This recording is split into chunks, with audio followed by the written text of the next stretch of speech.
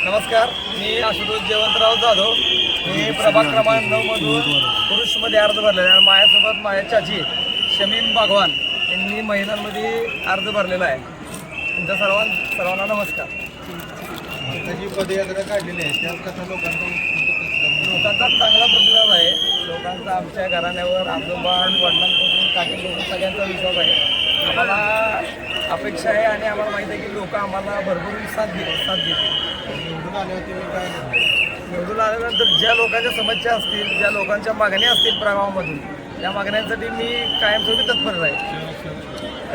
कराड शहराच्या पण ज्या मागण्या असतील, कुठलेही लोक, प्रभागच नाही, बाहेरून कुठलेही लोक जरी आले त्यांच्या कामासाठी कटिबद्ध आहे.